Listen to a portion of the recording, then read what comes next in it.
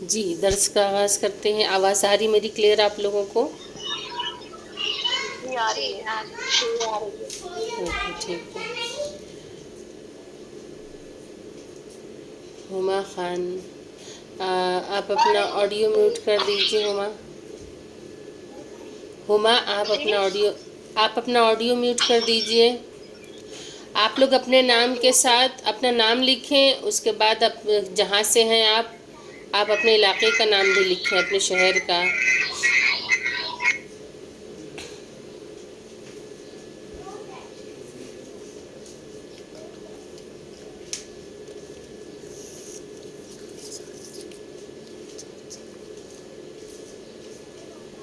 شہر بانو جوائن نہیں کر رہی ہیں کیا آج کل؟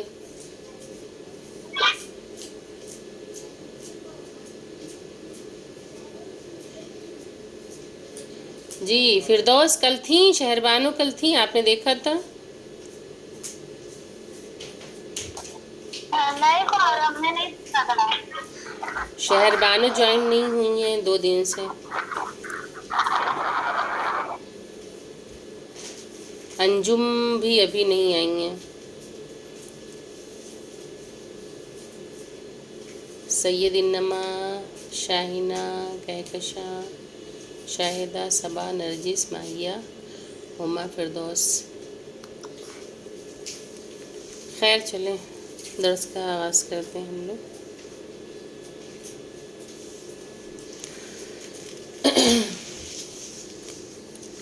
لا حول ولا قوة إلا بالله العلي العظيم. أعوذ بالله من الشيطان الرجيم. بسم الله الرحمن الرحيم. رب اشرح لي صدري ويسر لي أمري واحلل عقدة من لساني يفقهوا قولي. اللهم صل على محمد وآل محمد وعجل فرجهم. أعوذ بالله من الشيطان الرجيم. بسم الله الرحمن الرحيم. الحمد لله رب العالمين الرحمن الرحيم مالك يوم الدين إياك نعبد وإياك نستعين اهدنا الصراط المستقيم صراط الذين أنعمت عليهم غير المغضوب عليهم ولا الضالين. صدق اللہ العلی العظیم. آج کل ہم لوگوں نے کون سی سورہ پڑھی تھی؟ جلدی جلدی بتائیے. سورہ حمزہ. جی ہمزہ. گڈ. حمزہ نہیں، سورہ ہمزہ. گڈ. کس نے جواب دیا یہ؟ شاہدہ. شاہدہ خاتون. گڈ. کوئی بھی سورہ پڑھیے تو سورہ کو اس کے نام کے ساتھ یاد کریے تو زیادہ اچھا رہے گا. ورنہ ہوتا کیا ہے کہ اکثر کون سی سورہ، ارایت الذی پڑھ رہے ہیں، کون سی سورہ پڑھ، علم ترى پڑھ رہے ہیں، تبت یدا ابی لہب پڑھ رہے ہیں، تو اس کی آیتوں کے ذریعے نہیں بلکہ اس کے نام کے ذریعے اس سورہ کو یاد کریے. تو آج ہم کون سی پڑھیں گے؟ سورہ فیل. سورہ فیل تو ہو چکی.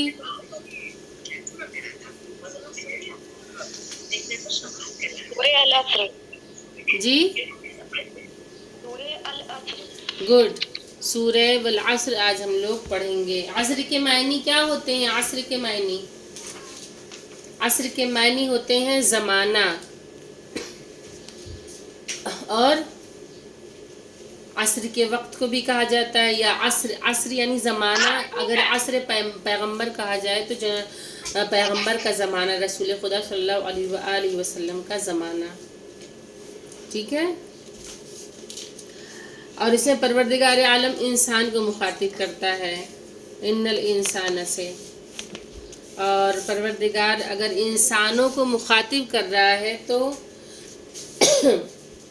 کس طرح سے پروردگار عالم نے بتایا ہے. اور کیونکہ یہی انسان، اس میں اب سارے انسان اگر ہم جوڑیں تو سارے انسانوں کی بات نہیں ہو رہی ایک طرح سے اگر دیکھا جائے، کیونکہ بہترین اور نیک انسان بھی ہے، متقی پرہیزگار انسان بھی، اور برے سے برا انسان بھی ہے. تو انسان جو ہے وہ خسارے میں ہے، اس کے نقصان کی بات کی جا رہی ہے. تو اس سورہ کی تلاوت کرتے ہیں، پھر اس کے بعد اس کا ہم لوگ ترجمہ دیکھیں گے، اس کی تفسیر دیکھیں گے ہم لوگ انشاءاللہ. اعوذ باللہ من الشیطان الرجیم. بسم اللہ الرحمن الرحیم. والعصر ان الانسان لفی خسر. إلا الذين آمنوا وعملوا الصالحات وتواصوا بالحق وتواصوا بالصبر صدق اللہ العلی العظیم۔ جہاں بھی قرآن میں واو الف لام کا استعمال ہوا ہے ول، تو اس میں پروردگار عالم جہاں الف لام کا واو الف لام جہاں استعمال ہوا ہے وہاں اللہ قسم کھا رہا ہے، جیسے والضحیٰ واللیل والشمس یعنی سورج کی قسم، تو یہاں پہ والعصر یعنی زمانے کی قسم، عصر کی قسم، پروردگار عالم نے عصر کی قسم کھائی ہے، زمانے کی قسم کھائی ہے، اور اللہ نے قسموں کے ذریعے جی تو اس کو والعصر کی جگہ مطلب العصر کی جگہ والعصر بھی بول سکتے ہیں؟ جی جی والعصر یہ لکھا ہوا العصر ہے نا، اس لیے ہاں سورۃ العصر اگر کہا جائے تو وہ بھی صحیح ہے، لیکن یہاں پہ پروردگار عالم جو ہے وہ قسم کھا رہا ہے، تو اس یہ آیت ہو گئی پوری۔ اگر آپ والعصر کہیں گی تو یہ آپ نے آیت کی تلاوت کی، ایک آیت والعصر، ٹھیک ہے، اور سورۃ العصر اس کا نام ہے، اس کو کہا جاتا ہے جی۔ تو پروردگار عالم نے اس میں قسم کھائی ہے، اور قسم کھا کے اللہ نے یہ بات کی ہے، کیا بات کی ہے پروردگار؟ بے شک انسان خسارے میں ہے، ان الانسان لفی خسر، بے شک انسان خسارے میں ہے، الا الذین آمنوا وعملوا الصالحات وتواصوا بالحق۔ پھر پروردگار عالم یہاں پہ کلیریفائی کر رہا ہے، اللہ نے یہاں پہ ڈیوائیڈ کر دیا، کس کو؟ خسارے والے لوگوں کو اور سعید و کامیاب لوگوں کو اللہ نے کس طرح سے الگ کر کے اللہ نے بتا دیا۔ پہلے تو ذکر کیا عصر کی قسم کھا کے، اور اللہ نے بتایا کہ انسان خسارے میں ہے، لیکن بعد میں پھر لوگ یہ نہ سمجھے کہ پوری بنی نوع جو ہے وہ خسارے میں ہے، نہیں، ایسا ہرگز نہیں ہے۔ اللہ نے صاحبان ایمان کے لیے فرمایا کہ وہ لوگ نجات پانے والے ہیں، الا الذین، سوائے ان لوگوں کے آمنوا وعملوا الصالحات وتواصوا بالحق، علاوہ ان لوگوں کے جو ایمان لائے اور انہوں نے نیک اعمال کیے، عمل، عملو سے عمل، وعملوا الصالحات یعنی نیک اعمال کیے، اور ایک دوسرے کو حق اور صبر کی وصیت و نصیحت کی، وتواصوا بالحق وتواصوا بالصبر، یہ وصیت کی، کس کی؟ حق کی وصیت کی اور صبر کی وصیت کی۔ تو ایسے لوگ سعید و کامیاب و کامران ہیں، جس کے خود بارے میں اللہ رب العزت نے بتا دیا کہ انسان حقیقی اور اضافی اعتبار سے 3 چیزوں کا مالک ہے: روح، جسم اور تعلقات و ارتباط۔ دین اسلام نے واضح طور پر اس بات کا اعلان کر دیا ہے کہ وہ روح خسارے میں ہے جس میں ایمان نہیں ہے، کہ انسان زندہ تو ہے، آپ کو دنیا میں بہت سارے انسان نظر آتے ہیں کہ ان کی تعداد گنتے گنتے انسان تھک جائے، ان کی تعداد کا تعین نہیں ہو سکتا ہے، کتنا بھی جو ہے وہ کاؤنٹنگ ہوتی رہے، لیکن خداوند متعال نہ جانے کتنے ملین ٹریلین بلین بچے جو ہے دنیا میں بھیجتا ہے، اور نہ جانے کتنے لوگ دنیا سے جاتے ہیں، تو ان کی تعداد کا کوئی اندازہ نہیں لگا سکتا، لیکن اس میں وہ روح ہی کیا، وہ جسم ہی کیا، اس روح کا کوئی مقصد ہی نہیں ہے کہ جس کے اندر ایمان نہ پایا جاتا ہو، ٹھیک ہے؟ تو ایمان کیا ہے؟ وہ روح کی غذا ہے، جب انسان صاحب ایمان ہے تو پھر وہ کامیاب ہے۔ تو وہ لوگ خسارے میں ہیں، کون لوگ خسارے میں ہیں؟ وہ روح خسارے میں ہے جس میں ایمان نہیں ہے، وہ جسم خسارے میں ہے جس کا عمل صالح نہیں ہے، کہ نیک اعمال جس کے پاس نہیں ہے، وہ جسم بھی نقصان میں ہے، خسارے میں۔ خسارے کے معنی ہوتے ہیں نقصان کے، تو وہ جسم جو ہے وہ بھی نقصان میں ہے، کیوں؟ کیونکہ اس کے اندر عمل صالح نہیں ہے، وہ نیک اعمال نہیں کرتا ہے، اس وجہ سے ایسے جسم کے لیے بھی کہا گیا ہے کہ وہ بھی خسارے میں ہے۔ کیونکہ اللہ کے سامنے جب روز محشر ہوگا تو پروردگار عالم کے سامنے اعضاء و جوارح سب گواہی دیں گے۔ یہ بھی خدا کی قدرت ہے کہ انسان کے جسم کا ایک ایک گوشہ گواہی دے گا، اس کا ایک ایک رویہ گواہی دے گا، اور اس کے ہاتھ گواہی دیں گے کہ اس نے ان ہاتھوں سے کیا نیکی کی اور کیا برائی کی، اس کی آنکھیں گواہی دیں گی کہ اس نے ان آنکھوں سے کیا اچھائی دیکھی کیا برائی دیکھی، اس کے ہونٹ اس کے منہ گواہی دیں گے کہ اس نے ان لبوں سے اس زبان سے، اس کی زبان گواہی دے گی کہ اس زبان سے اس نے کس بات کو نشر کیا، حق کو نشر کیا ہے یا برائی کو نشر کیا ہے۔ اس کے علاوہ اس کے قدم، اس کے پیر گواہی دیں گے کہ یہ قدم کہاں گئے، اس کے اچھائی کی طرف گئے، اچھائی کے راستے پہ گئے یا برائی کے راستے پر گئے۔ اسی طرح سے انسان کے جسم کے ہر اعضاء و جوارح کے کان گواہی دے گا کہ اس نے اچھائی سنی یا برائی سنی۔ تو تمام چیزیں جو ہے وہ عمل پہ ڈیپینڈ کرتی ہیں۔ تو ایسے جسم کے بارے میں بھی کہا گیا ہے کہ وہ جسم بھی خسارے میں ہے کہ جو عمل صالح انجام نہیں دیتا ہے۔ اب اس کے معنی یہ نہیں ہے کہ ہم معصوم ہیں، ہم سب غیر معصوم ہیں اور ہر ایک سے خطائیں ہوتی ہیں، لیکن انسان کوشش تو کر سکتا ہے، نیکی کی طرف آنے کی، نیک اعمال کرنے کی کوشش تو کر سکتا ہے، اور پروردگار عالم کی طرف جو ایک قدم بھی بڑھاتا ہے تو خداوند کریم اپنی رحمتوں میں اسے سمیٹ لیتا ہے، اپنی رحمتوں کے گھیرے میں لے لیتا ہے۔ تو انسان خلوص دل سے خدا کی طرف بڑھے تو صحیح، پروردگار عالم تو دینے کے لیے تیار ہے۔ تو انسان کو کوشش کرنا چاہیے کہ وہ نیک اعمال کو انجام دے اور برائیوں سے خود کو بچائے۔ اگر وہ ان تمام چیزوں کی کوشش بھی اگر کرتا ہے تو اللہ اس کی مدد کرتا ہے، لیکن جو انسان کوشش ہی نہ کرے تو پھر ایک وقت ہوتا ہے کہ اللہ اس کو اس کے حال پہ چھوڑ دیتا ہے، اور پھر اس کے بعد اللہ بعد میں اس کا حساب کتاب جو ہے وہ برابر کرتا ہے۔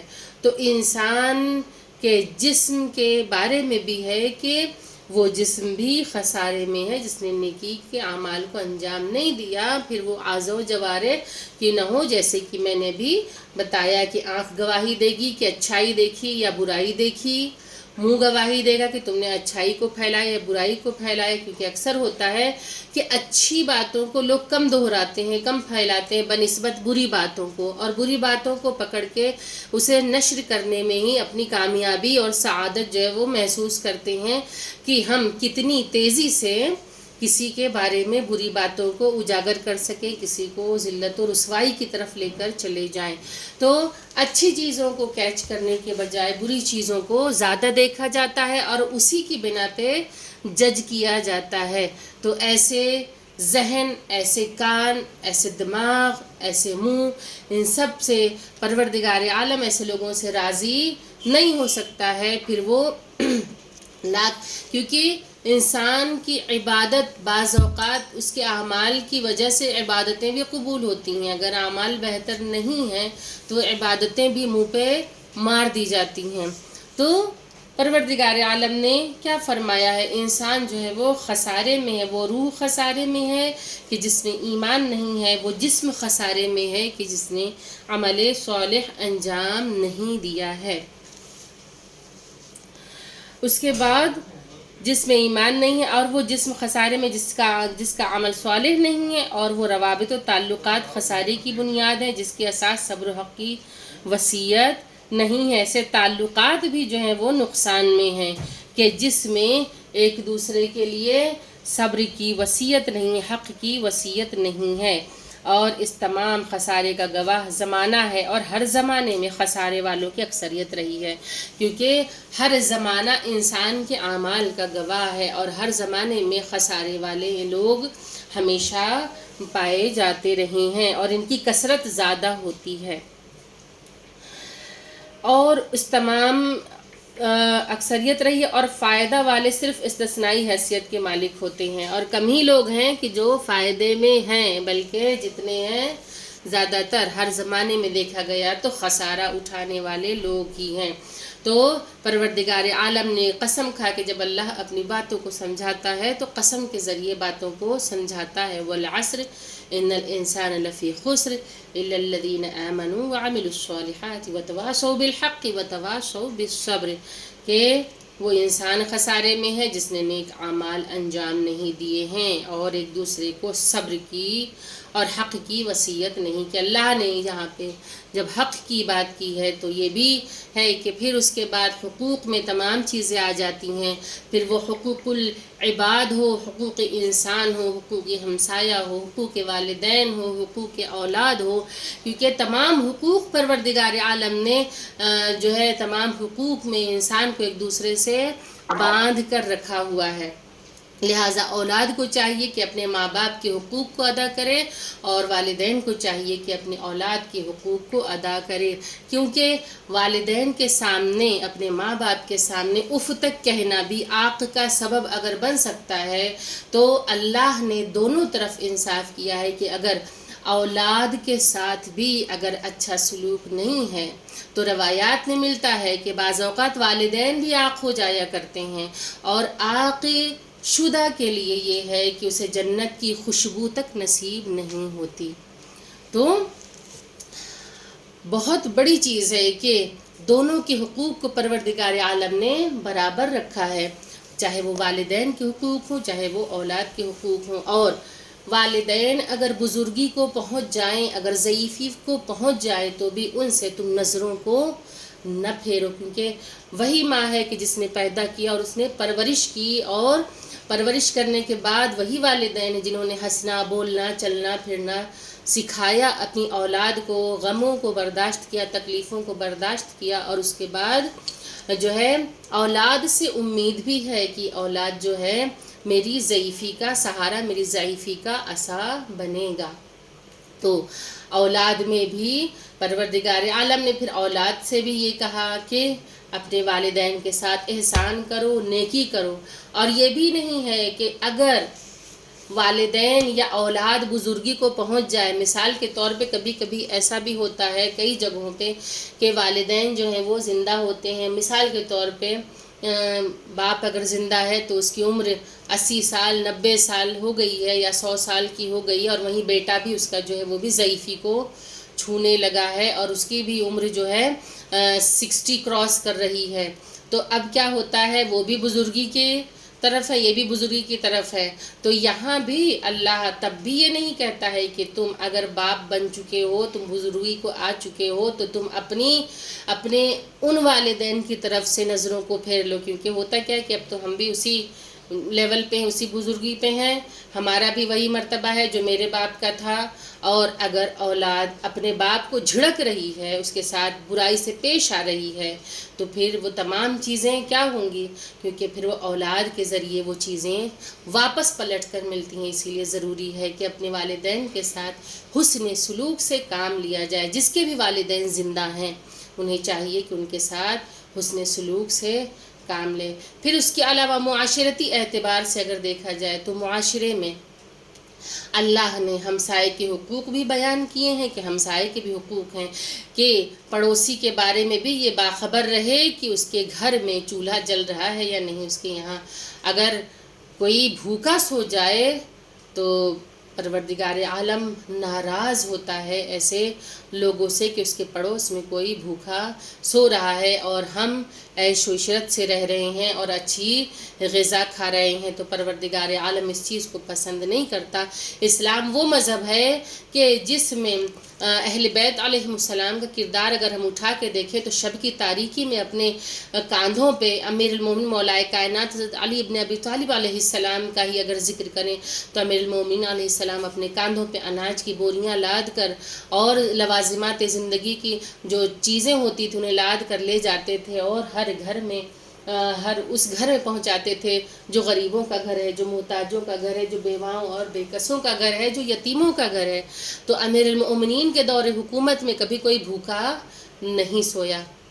تو ان تمام چیزوں پر بھی انسان کو غور کرنا چاہیے کہ لیکن ہوتا کیا ہے معاشرے میں اگر ہم دیکھیں تو معاشرے کی سب سے بڑی برائی یہ ہے کہ ہم ایک وقت میں کس کے گھر میں کون سی برائی چل رہی اس پہ ہم نظر رکھتے ہیں، کس کے یہاں کیا برائی پیدا ہوئی ہے، کس کی بہو یا بیٹی یا اس کی اولاد نے اس کے ساتھ کیا کہ ان تمام چیزوں پہ نظر رکھتے ہیں اور چرچا کرتے ہیں۔ ابھی کل ہم لوگوں نے اسی پہ گفتگو کی تھی، اسی موضوع پہ ہم لوگوں نے بات کی تھی، پھر وہی موضوع گھما کے آ رہا ہے کہ ہم یہ نہیں دیکھتے ہیں، کبھی انسان نے یہ نہیں سوچا کہ کہیں ایسا تو نہیں ہے کہ کوئی بھوکا ہے.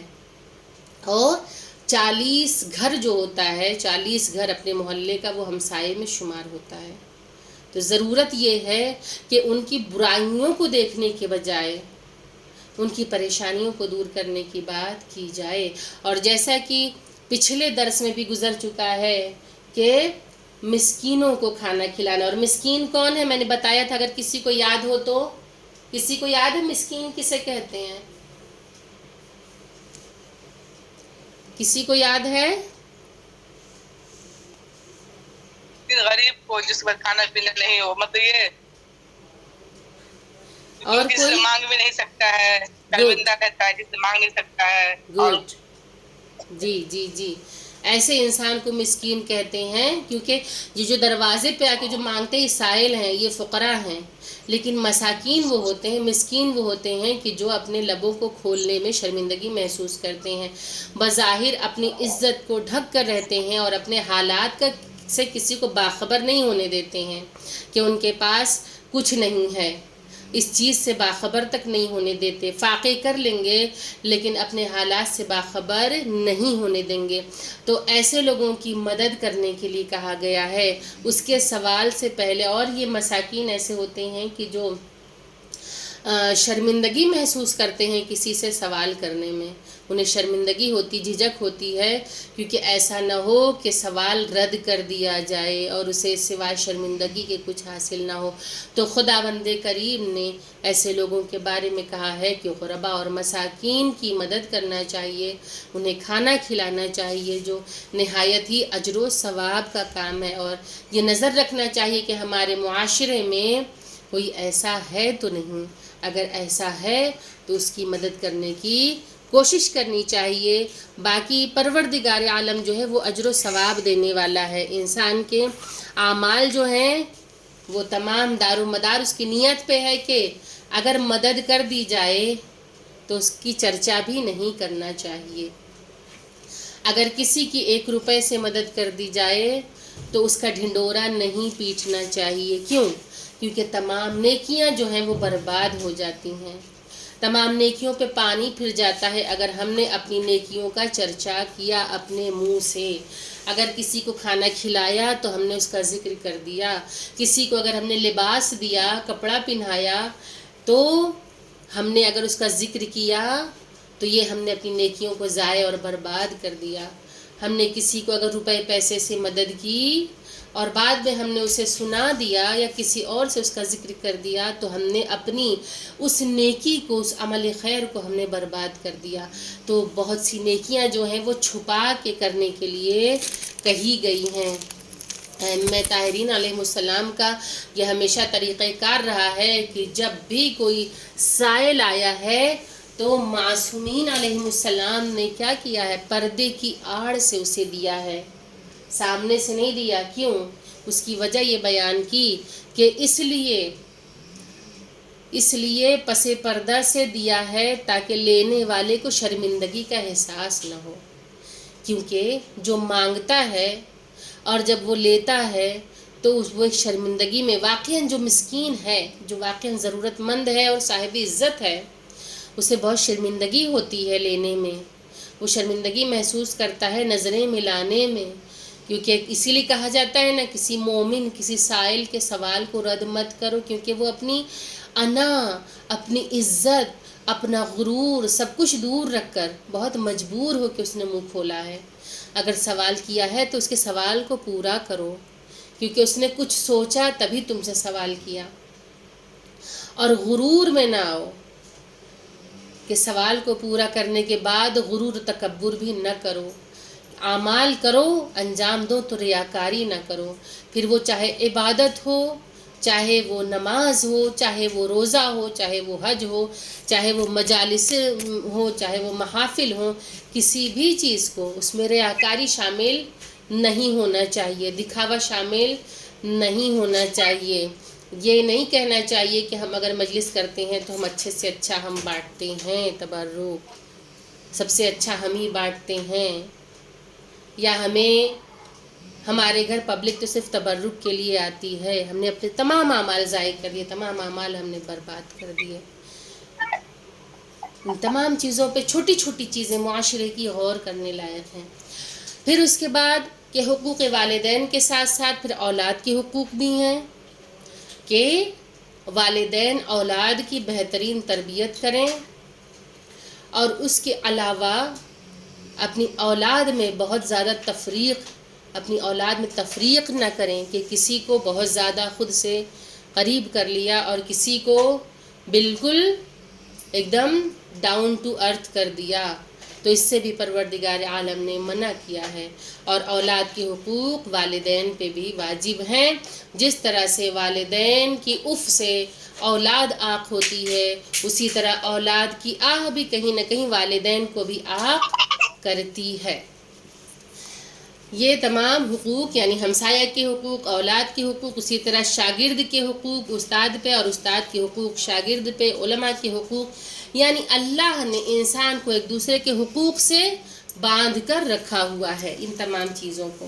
پھر اس کے بعد ایک دوسرے کو صبر کی وصیت کرتے ہیں، صبر کی وصیت کرتے ہیں کہ کس طرح سے کہ انسان کو چاہیے کہ امر الہی پہ راضی رہے، خداوند متعال جس حال میں رکھ کے اس کا شکر ادا کرنا چاہیے، توکل تو علی اللہ ہونا چاہیے، اور اپنے غموں کا ذکر، اپنی پریشانیوں کا ذکر انسان کو صرف اور صرف خدا سے کرنا چاہیے، کیونکہ اگر وہ خدا کے سامنے روتا ہے، خدا کے سامنے گڑ گڑاتا ہے، تو خدا کبھی ذلیل و رسوا نہیں کرتا ہے، انسان ذلیل کر دیتا ہے۔ اگر ہم نے یہ چیزیں یہ دیکھی ہوئی ہیں، یہ تمام چیزیں کبھی آپ لوگوں نے بھی اس کو آزمایا ہوگا کہ اگر دنیا کے سامنے کسی کے سامنے اگر اپنی پریشانیوں کا رونا رو دیا تو دنیا جو ہے خوش ہوتی ہے اندر سے، 2-4 منٹ کے لیے آپ کو تسلی تو دے دے گی، لیکن آپ کی پریشانیوں پہ اسے اندر سے خوشی کا احساس ہوگا۔ تو اللہ کی رضا میں راضی رہے اور صبر کرے، اور تمام مومنین مومنات ایک دوسرے کو جو ہے ہمت اور سہارا دیتے رہیں، ایک دوسرے کی ہدایت کرتے رہیں، دوسرے کو ان کے حقوق کو ادا کرتے رہیں، اور اللہ سے دعا کرتے رہیں، کیونکہ پروردگار عالم نے صبر کرنے والوں کے بارے میں فرمایا ہے کہ بے شک اللہ صبر کرنے والوں کے ساتھ ہیں، ان اللہ مع الصابرین، بے شک پروردگار عالم صبر کرنے والوں کے ساتھ ہے۔ پھر وہ صبر بہت سی چیزوں میں صبر ہوتا ہے، بہت سی باتوں پہ صبر ہوتا ہے، صبر صرف ایک ہی نہیں ہے کہ ایک پرٹیکولر چیز پہ ہی ہم صبر کر لیں، بلکہ بہت سی انسان کو بہت سے مقامات پہ کہ بدلہ لینے کی طاقت ہوتے ہوئے بھی بدلہ نہیں لینا، خاموش ہو جانا، یہ صبر کہلاتا ہے۔ کہ اگر ہم چاہتے تو سامنے والے کے ساتھ اس سے بھی بدتر سلوک کر سکتے تھے، جیسا سلوک اس نے میرے ساتھ کیا، ہم چاہتے تو اس سے بھی بدتر سلوک کر سکتے تھے، لیکن ہم نے خود کو اس سے روک لیا۔ تو یہ صبر ہے کہ اس نے اگر بدترین سلوک کیا تو ہمارے اندر طاقت تھی، ہمارے اندر قوت تھی کہ ہم پلٹ کے اسے جواب دے دیتے، اگر کسی نے مارا تو ہم پلٹ کے مار سکتے تھے، لیکن اگر ہم نے صبر کر لیا تو پروردگار عالم اس کا اجر عطا فرماتا ہے۔ تو قوت ہوتے ہوئے بھی برداشت کرنا، جواب دینے کی قوت ہوتے ہوئے بھی برداشت کر لے جانا، یہ صبر کہلاتا ہے۔ پھر اس کے علاوہ مصیبتوں پہ صبر یہ عظیم اجر رکھتا ہے۔ اس کے علاوہ تنگ دستی پہ صبر، پروردگار عالم اس صبر کو بھی پسند کرتا ہے، اور اللہ پہ توکل خداوند کریم کو بہت زیادہ پسند ہے۔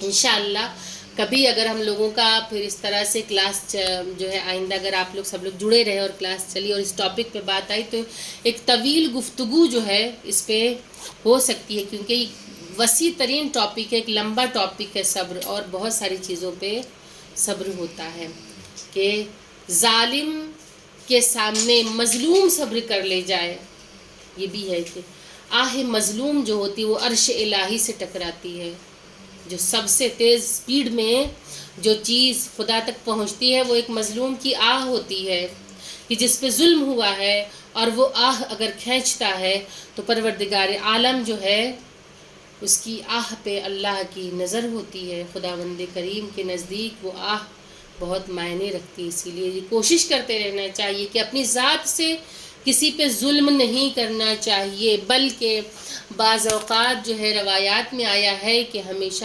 انسان کو چاہیے کہ 2 رکعت نماز ادا کرے رد مظالم کی، کہ جو بھی چھوٹے چھوٹے ظلم ہم نے کیے ہیں جان بوجھ کے یا انجانے میں، پروردگار عالم اسے معاف کر دے.